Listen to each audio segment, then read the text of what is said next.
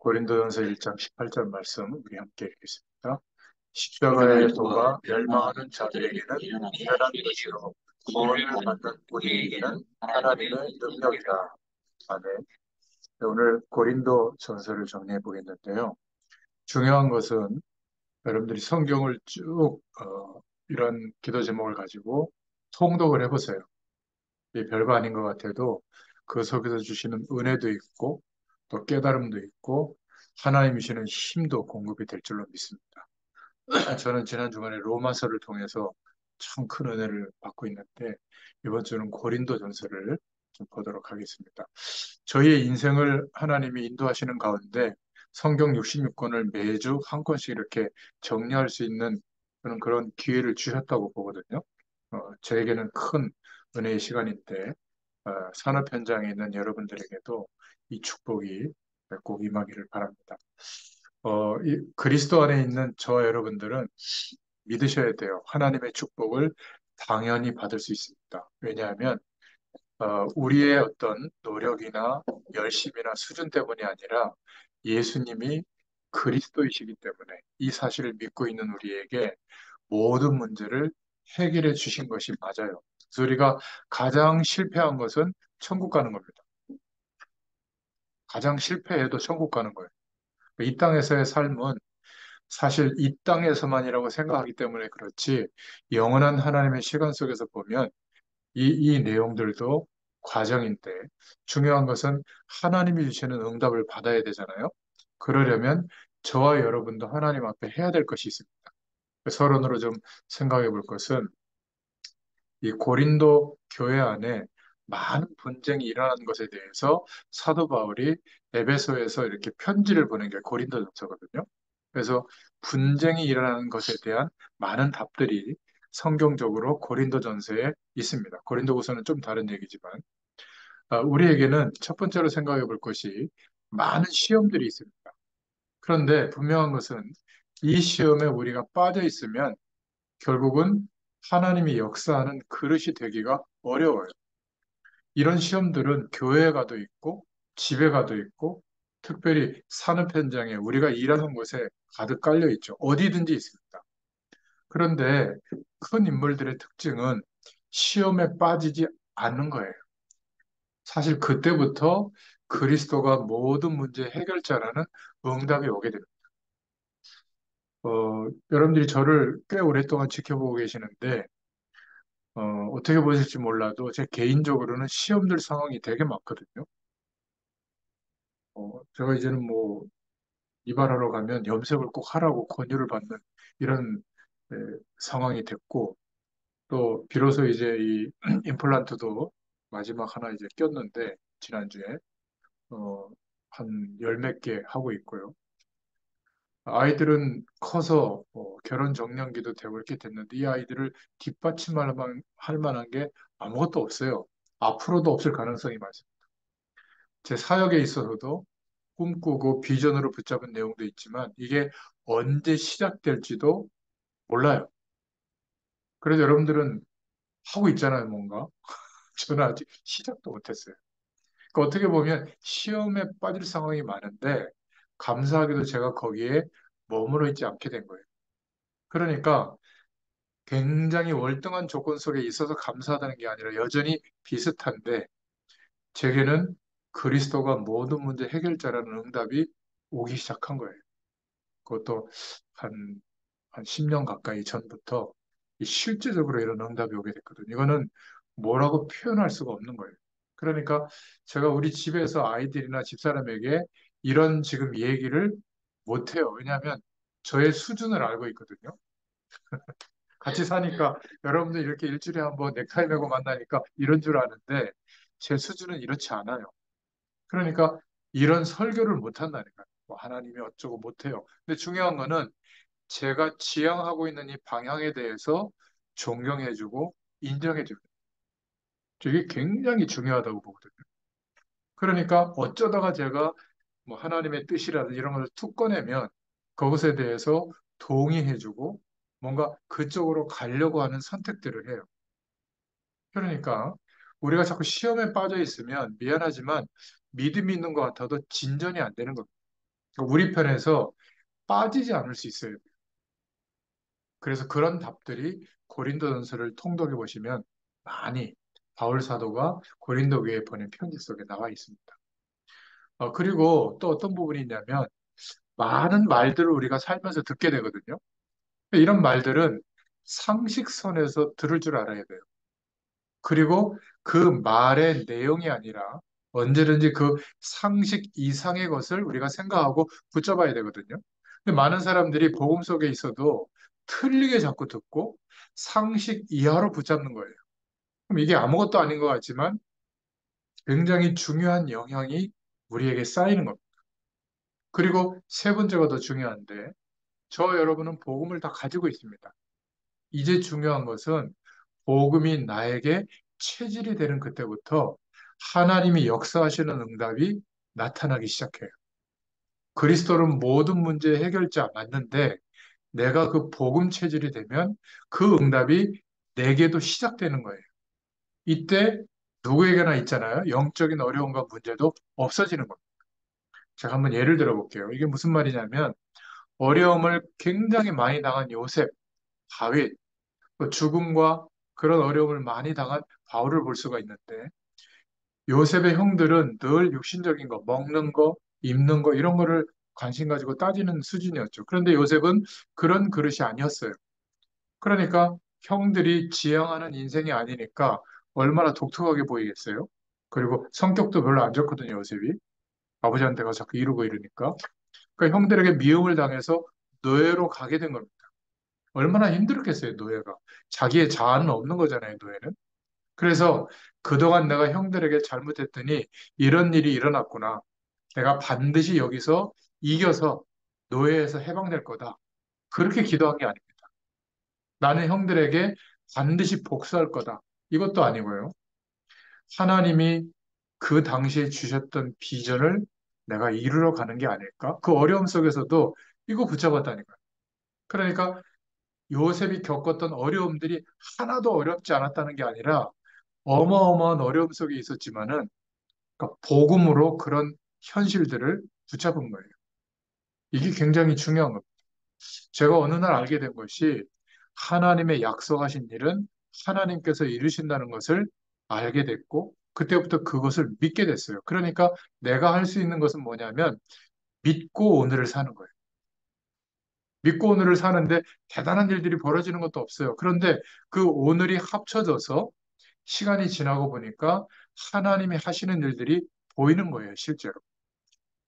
우리 가정에도 보이고, 저의 현장에도 보이고, 그런 것 같아요.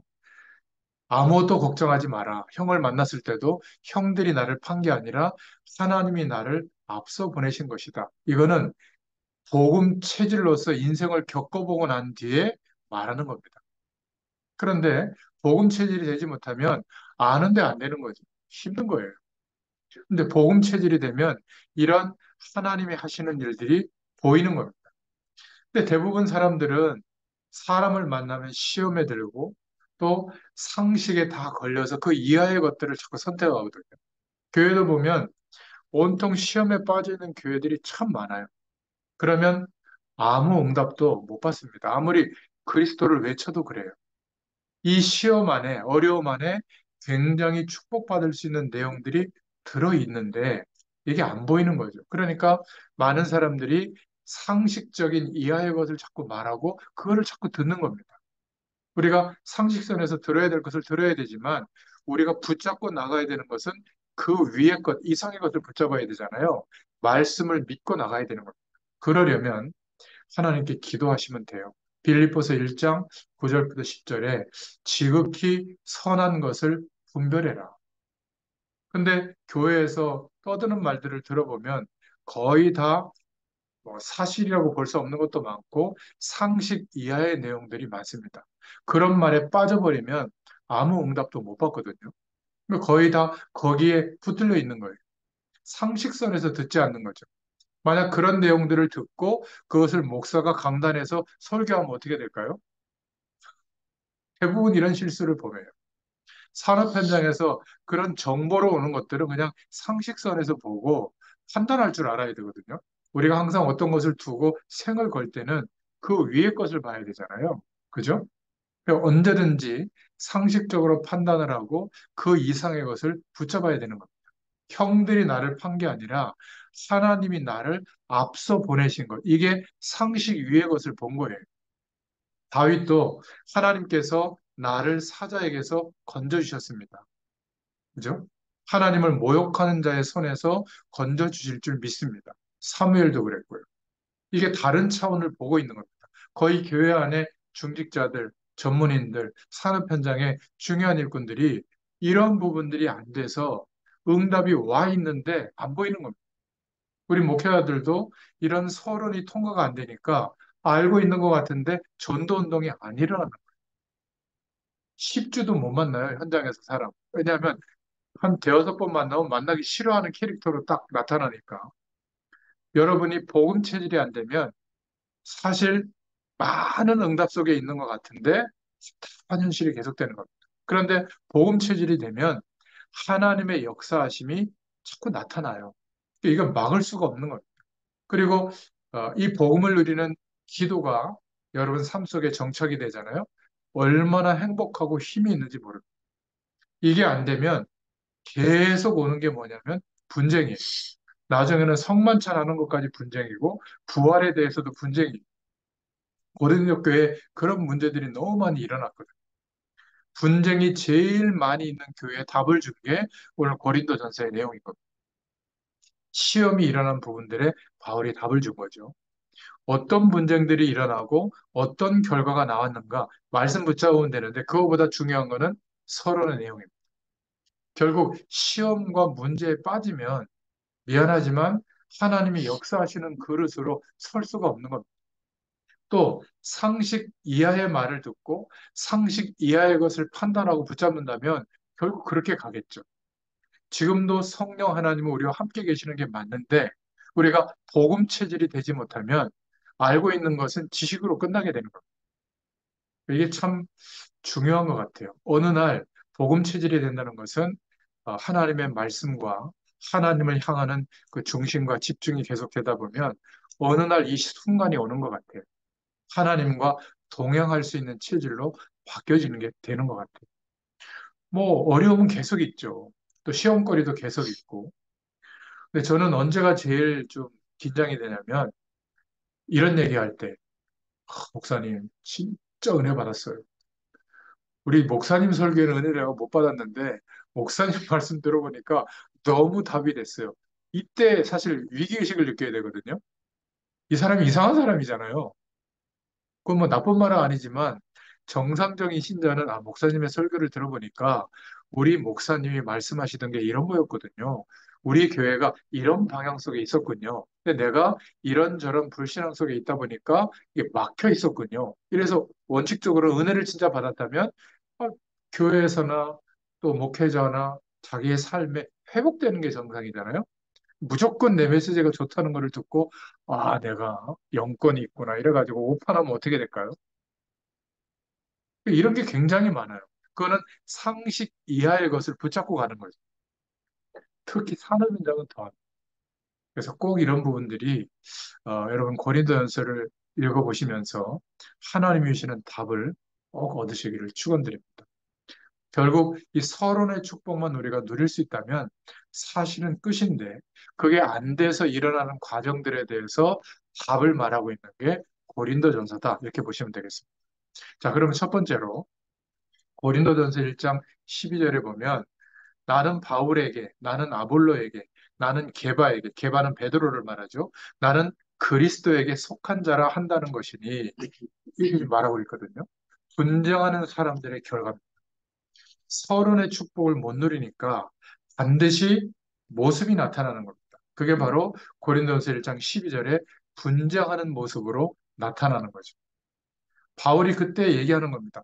바울파는 누구고 그리스도파는 누구냐? 우리가 지금 누구를 믿고 있냐? 그죠? 그러니까 하나님이 은혜를 주시는 시간표상 누구에게 우리가 은혜를 받을 수도 있고 어떤 분의 어떤 도움이 될 수도 있지만 그것은 잠깐이죠.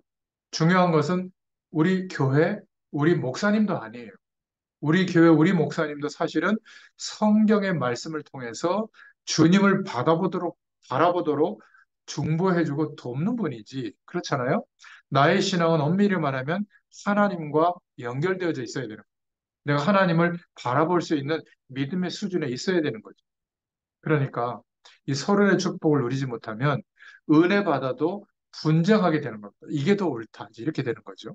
또 고린도전서 1장 18절에 보니까 분쟁하는 사람이 그래서 누리지 못하는 게 뭐냐면 십자가의 도가 멸망하는 자에게는 미련하게 보이지만 구원 얻는 우리에게는 하나님의 능력이 된다. 십자가 하나만 가지고도 그리스도의 일 하나만 가지고도 믿는데 계속 하나님의 응답이 일어나는 겁니다. 그게 능력이 되는 거죠. 그런데 이 복음 체질이 되지 못하면 그리스도로만 안 되는 거예요. 또 다른 뭔가가 자꾸 필요한 겁니다. 불편한 것과 하나님이 함께하는 축복을 누릴 수 있는 조건은 다른 거거든요. 그렇잖아요. 나이가 많다라고 얘기하는 사람이 저한테 꽤 많아요. 근데 나이가 많은 것은 불편한 거죠, 여러 가지로. 또 나이가 어린 것도 그럴 수 있습니다. 또 돈이 많으면 편리하죠. 돈이 없으면 굉장히 불편합니다. 그러나 그런 것 가지고 하나님의 능력을 못 누리는 조건이 된다? 그렇지 않아요. 그거는 무슨 말이냐면 내가 그리스도는 아는데 십자가도 아는데 그거 가지고 안 되더라. 이런 말하고 똑같은 거거든요. 그러니까 분쟁하는 사람의 모습이 나타나는 겁니다. 복음 누리고 있다면 그리스도 안에 있다면 그것으로 충분합니다. 불편한 거 견딜 수 있죠. 복음 체질이 되는 것이 참 중요한데 이것은 모든 것이 합쳐진 단어이기 때문에 이렇게 하면 된다, 이렇게 하면 안 된다, 이렇게 그냥 너무 쉽게 말할 수 있는 단어가 아닌 것 같아요. 고린도서 2장 1절부터 12절에 보면 분쟁하고 있는 영적인 상태의 사람은 보지 못하는 게 있는데 그게 뭐냐면 하나님께서 은혜로 주신 것들이 너무 많은데 그것을 알게 하려 함이니라. 세상에 능한 자가 누구냐? 아니 세상에 똑똑한 사람이 누구냐? 하나님보다 더 똑똑하냐? 하나님보다 능하냐? 하나님께서 우리에게 하나님의 영을 주신 것은 하나님이 은혜로 주신 것들을 알게 하려 함이라. 여러분, 이 말씀들이 이제 저와 여러분에게 길이 될 겁니다. 또 그 약속의 말씀을 붙잡고 하나님을 바라보는데 말씀하는 내용들이 무엇인지를 알게 되도록 반드시 역사해 주실 거예요. 아니, 제게는 역사해 주셨는데 이 말씀을 듣는 여러분들에게는 안 해주실 리가 없잖아요. 고린도전서 3장 1절부터 16절에 보면 최고의 축복을 가지고도 모르는 신자가 되는 겁니다. 왜죠? 복음 체질이 안 되니까 늘 어린아이처럼 싸웁니다. 저희 과천에 어떤 분이 있냐면 아마 교회에서 이렇게 쫓겨난받은 장로님인 것 같은데 과천 그 신문이 있거든요. 그 신문에 계속 광고를 실어요.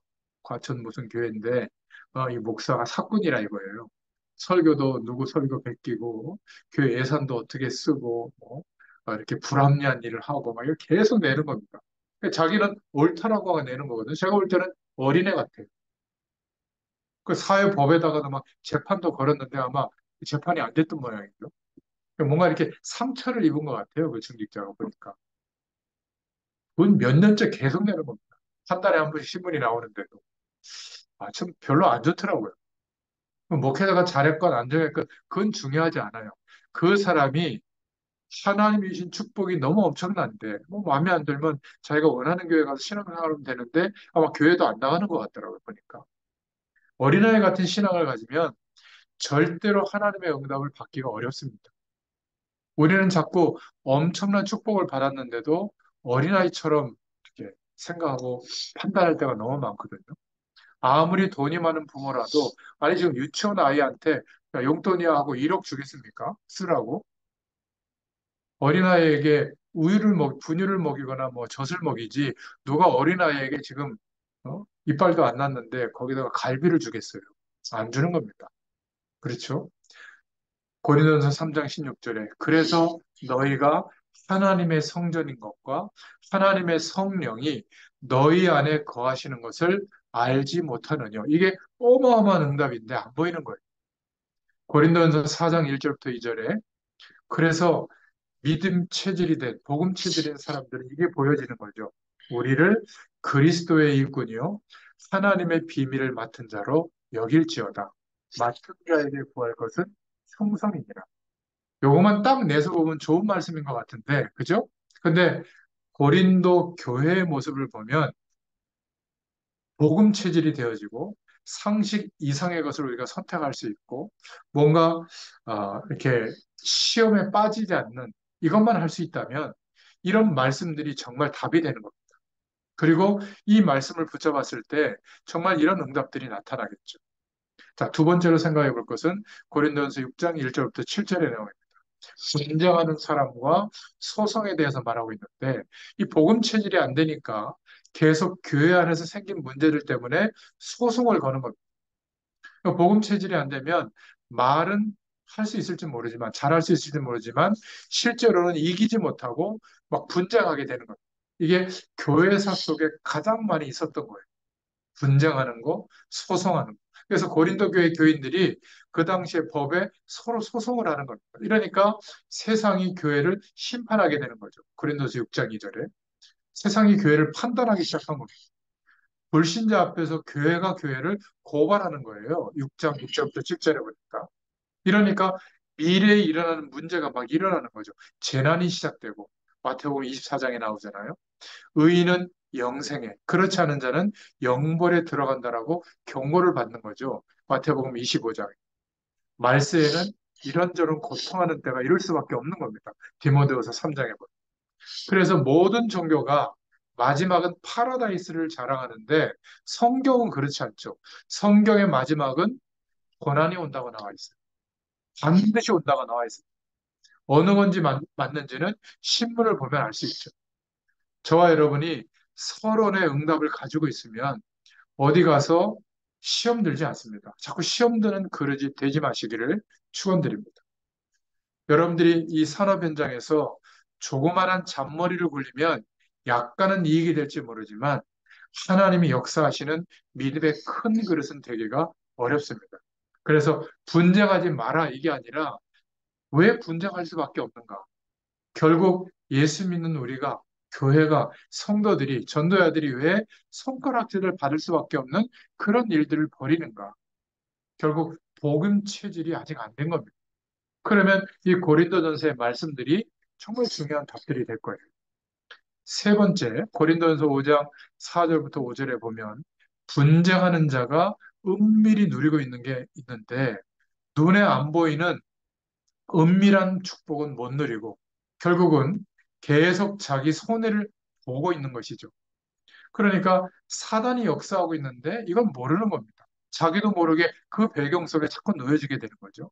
그러니까 어쩔 수 없이 은밀한 하나님의 축복을 모르니까 눈에 보이는 사람을 판단하고 육신은 음란하고 세상 것들을 좋아하면서 결국은 육신적인 것만 계속 판단하고 말하고 결국 그 판단 속에 나중에는 자신이 빠지게 되는 겁니다.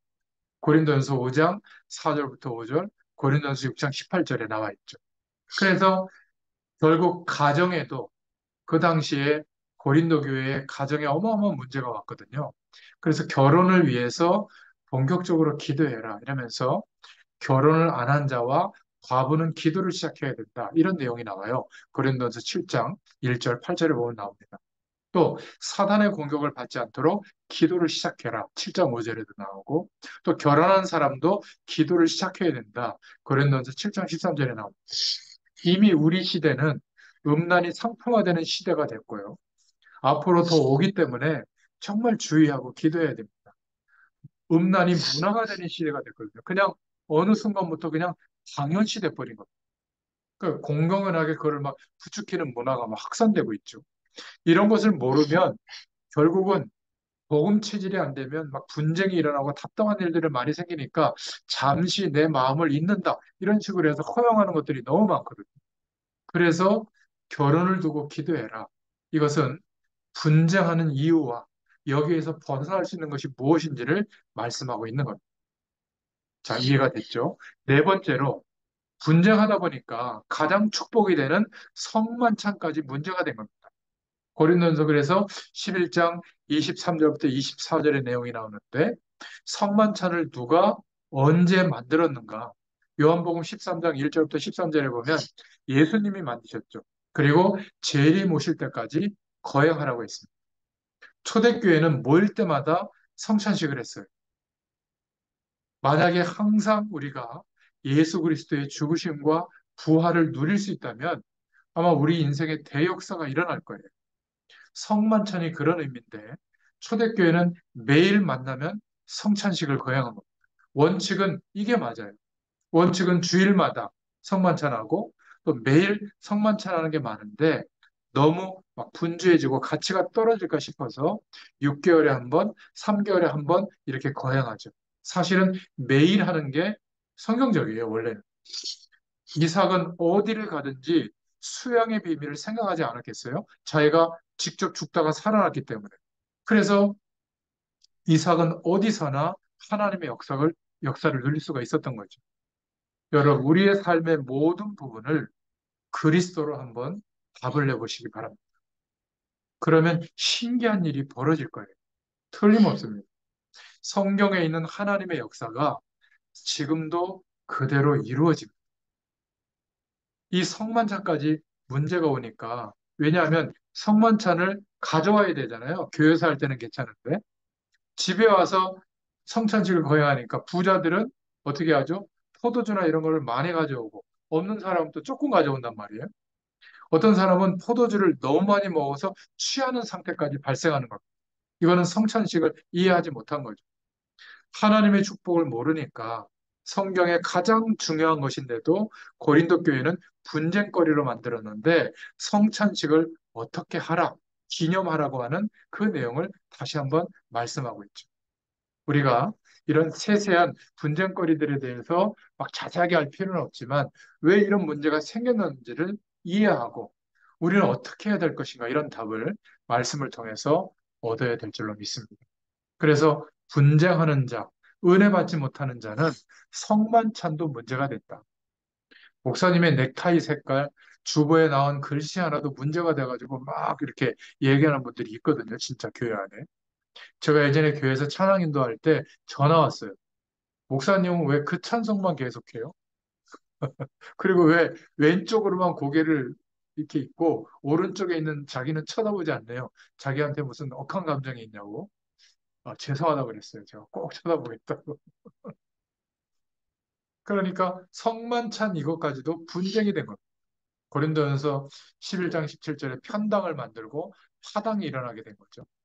고린도 11장 21절 22절에 성만찬 자리가 오히려 시험 드는 자리가 되는 겁니다.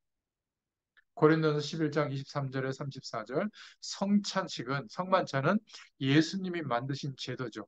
은사 중에 가장 큰 은사가 뭐냐 이러면서 13장에 하나님의 사랑을 말하고 있는 겁니다. 우리도 이렇게 보면 제가 이렇게 성찬식에 거행할 때 보면 예수님의 살과 피를 기념하는 거잖아요. 옆에 있는 아이한테 막 그 빵 같은 거 주는 겁니다. 이렇게. 야, 이거 먹어봐. 이러고. 자기가 먹어야죠. 자기가 기념하는 그 의식의 자리인데. 그 의미를 잘 모르는 거예요. 어떤 사람은 목말랐는지 잔이 오면 2잔 마시는 사람. 한 번 먹어야죠. 그죠? 한 번의 기념이니까. 또 어떤 사람은 이렇게 얘기하더라고요. 목사님, 저는 술 한 방울만 먹어도 취해요. 그리고 안 먹으려고 그래요. 먹어야 됩니다. 그 의미가 있는 건데. 어떤 사람은 이제 장로님, 어르신이 허연 장로님이 이렇게 분전을 하니까 분명을 할 때 귀를 딱 돌아서 이렇게 하시더라고. 술 먹던 습관이 있어가지고. 뭐 이해는 합니다만은. 그러니까 성만찬의 이해를 잘 못하고 있는 거예요. 복음을 누리는 아주 구체적인 방법이 성찬식이었거든요. 초대교회는 이 성만찬으로 사실은 매일 그리스도의 축복을 누리면서 세계복음화 할 수 있었던 겁니다. 이런 부분이 나와 있고요. 마지막 5번째로 고린도전서 15장 3절부터 5절에 보면 분쟁하는 자들이 부활까지도 문제가 된 겁니다. 저와 여러분도 이 부활에 대해서 많은 얘기를 들어봤을 텐데 실제로 예수 그리스도의 부활을 모르거나 잘 인정하지 않는 지도자나 중직자나 신학자들이 꽤 있습니다. 이 부활의 축복만 확신해도 엄청난 은혜와 축복이 일어날 텐데 안 믿는 사람이 꽤 있습니다. 간단한 거죠, 이 부활은. 저와 여러분이 언젠가는 천국 가서 영원한 몸으로 부활하게 되어 있다. 거기에 대해서 예수님께서는 첫 열매다. 이렇게 말하고 있거든요. 저와 여러분이 지옥 가서 영원히 살 수 있는 몸으로도 부활하고, 저와 여러분 아니죠. 예수 믿지 않는 사람은. 그리고 예수 믿는 사람은 천국 가서 영원히 살 수 있는 몸으로 부활한다. 그래서 끝날이 오기 전까지 우선 가 있는 것을 보고 우리가 보통 뭐 낙원이라고 표현하기도 하고요. 또 완전한 몸으로 부활해서 가는 것을 보고 천국 보좌라고도 표현하죠. 같은 말이지만 완전히 부활해서 지옥 가기 전에 있는 것은 음부의 뭐 권세, 음부라고 표현하기도 하고 완전히 가는 것을 지옥이라고 이렇게 이 당시의 영적 배경을 생각해서 표현한 단어들이 나와요. 아무튼 예수 그리스도의 부활은 어떤 것인가를 말하고 있는 겁니다. 그래서 고린도전서 15장 3절부터 5절에 성경대로 태어나고 죽으시고 성경대로 부활하셨다. 미리 예언된 대로 되어졌다. 그게 바로 그리스도라는 증거다. 이렇게 말하고 있죠. 딱 한 분 그리스도만 어떻게 태어났고, 어떻게 죽으시고, 어떻게 부활할 것이다. 그대로 되어진 거죠. 하나님의 가장 특별한 은혜죠. 고린도서 15장에 보면 나옵니다. 그래서 부활의 중요한 의미는 고린도서 15장 20절에 부활의 첫 열매가 되셨다. 우리도 그 부활에 영에 연합되어졌기 때문에 영원한 몸으로 부활될 소망이 있는 겁니다. 그래서 육신의 문제가 있지만 고통스럽지만 어떨 때는 굉장히 힘들지만 견딜 수 있는 거예요. 진짜 소망이 있으니까. 여러분 이 사실을 믿어야 됩니다. 물론 지금도 완전한 몸이 될 수 있지만 그것도 중요하지만 부활에 대한 가장 중요한 축복을 누릴 수 있다면 그 영적인 축복이 육신을 이기게 돼요. 또 고린도서 15장 22절에 보면 아담 안에서 죽은 자를 예수 그리스도 안에서 살리신 것이 부활이다. 또 고린도서 15장 45절에 보면 그래서 인간은 사는 영이고 예수 그리스도는 살리는 영이다. 똑같은 영이 아니에요.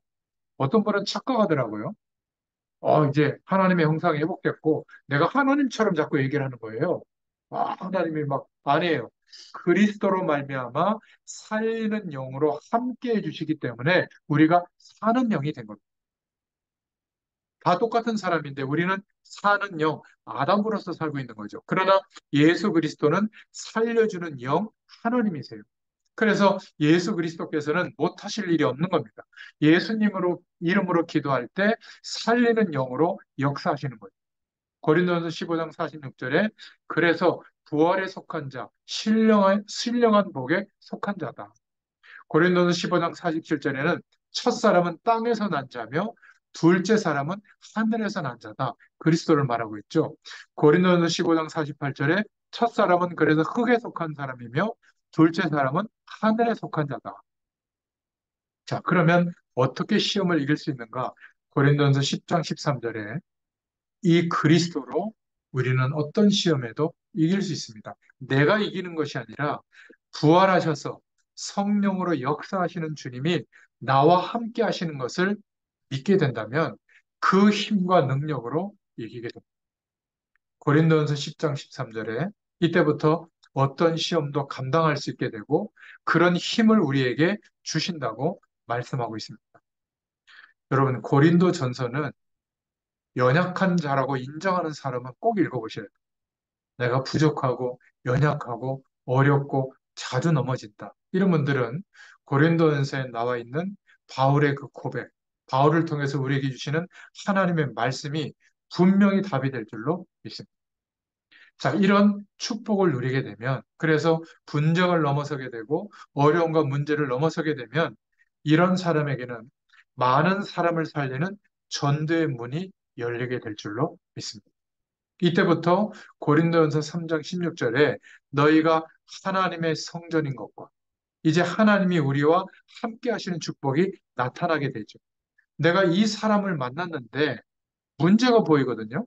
그래서 뭔가 이렇게 대화 중에 거기에 대해서 슬쩍 답을 주는데 이 사람에게 답이 되고 치유가 되는 거예요.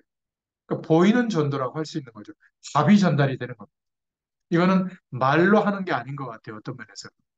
이 축복을 서론을 평소에 누리고 있으면 그냥 나도 모르게 만나보면 답이 보여요. 쉽습니다. 이때부터. 예전에는 그러니까 대화를 해보면 그냥 별로 대화가 안 됐는데 지금은 많은 이야기를 들어주고 또 어떤 이야기를 했을 때 공감이 되고 그 말로 끝나는 게 아니라 성령으로 역사하는 힘이 나타나게 될 줄로 믿습니다. 이때부터 설교도 답이 되고 나는 그냥 상대방에게 그냥 겸손히 섬기는 말을 했을 뿐인데 그 사람에게 답이 되는 그러니까 하나님이 하시는 전도가 시작되는 거죠. 보이는 전도라고 할 수가 있어요. 이렇게 되면 두 번째로 찾아오는 전도가 됩니다. 사람들이 나에게 뭔가 중요한 일들을 가지고 찾아오죠. 이때부터 답을 주면 돼요. 그 답은 내가 확인하고 있는 그리스도의 축복을 알려주는 거죠. 구체적으로 말한다면 서론에 말씀드린 그런 내용들. 나는 이런 시험과 문제가 있었는데 여기에 머물러 있지 않도록 이렇게 하나님 앞에서 기도하면서 인도받았는데 어느 순간에 이런 복음의 능력이 나타나기 시작했다. 이런 것들을 좀 말해주면 되는 거죠. 그리고 구체적으로 전 세계가 흑암 가운데 빠져 있기 때문에 이때부터 우리가 찾아가는 전도가 보이고 이 축복을 마음에 담고 기도하면 하나님이 역사해 주십니다. 여러분, 하나님의 모든 초점이 어디에 있는 줄 아세요? 구원받은 우리에게 있습니다. 고린도전서 3장 16절. 하나님의 성전인 것과 하나님의 성령이 너희 안에 거하시는 것을 알지 못하느냐? 여러분, 하나님의 성령이 구원받은 자 속에 함께 했어요. 두 번째로 하나님의 초점이 어디 있냐면 구원받은 사람이 복음 전할 현장 속에 있을 때입니다. 하나님이 바라보시는 초점이에요. 그때 요한복음 14장 16절부터 17절에 성령으로 그 현장에서 우리를 인도해 주십니다. 현장 안에서 이 답을 우리가 누릴 수 있게 되죠. 세 번째는 하나님의 초점이 어디에 맞춰져 있냐면 저는 이게 참 중요한데요. 그 구원받은 사람이 세계 복음화를 두고 뭔가 하나님의 계획을 바라보고 있을 때 이때 오직 성령의 충만함을 받으면 권능이 임하게 되고 하나님의 약속하신 일들이 시작이 됩니다. 신앙생활은 내 입장으로 하면 안 되는 것 같아요. 하나님께서 초점을 가시고 저와 여러분을 보고 계십니다. 구원받은 자, 하나님의 백성을 향해서 초점을 맞추고 계세요. 더 큰 초점은 저와 여러분이 머물러 있는 현장, 또 기도하고 있는 현장에 초점을 두고 계세요. 그리고 저와 여러분이 살릴 세계 복음화할 그 현장의 사람들입니다. 오늘 고린도전서의 말씀을 묵상하면서 서론의 축복을 꼭 기억하시고 시험이 왔어도 걱정할 이유가 없습니다. 그 문제와 어려움보다 하나님의 능력은 크다. 이 사실을 기억하시고 승리하시기를 축원드립니다. 기도하겠습니다. 하나님 감사합니다. 고린도전서의 말씀을 통해서 분쟁할 수밖에 없는 고린도 교회의 영적 상태를 보게 하시고 또 그들을 치유하시는 하나님의 음성을 들을 수 있도록 축복해 주셔서 감사합니다. 우리도 어떠한 문제 앞에서도 그 속에 빠지지 않게 하시고 시험에 들지 않게 도와주시기를 소원합니다. 특별히 많은 말들, 많은 정보들, 많은 현실에 대한 판단들, 그 모든 것들을 상식 이하로 판단하고 또 상식 이하로 결정하지 않게 하시고 상식 이상의 하나님의 언약적 축복 속에서 바라볼 수 있도록 믿음의 눈을 열어주시기를 소원합니다. 하나님, 정말 우리에게 말씀으로 역사하신 것처럼 복음을 아는 것에서 모든 것이 그리스도 안에서 바라봐질 수 있는 복음 체질이 되어지도록 우리의 영적 상태를 주장하여 주시옵소서. 하나님의 능력은 우리의 현실과 문제와 산업 현장을 넘어서서 하나님의 일들이 이루어지도록 역사해 나가실 줄 믿습니다. 오늘도 그 응답을 바라볼 수 있도록 고린도전서의 응답을 허락해 주심을 감사합니다. 한 줄 동안에도 이 축복 안에서 인도받게 하여 주시옵소서. 예수님의 이름으로 기도드렸습니다. 아멘. 감사합니다.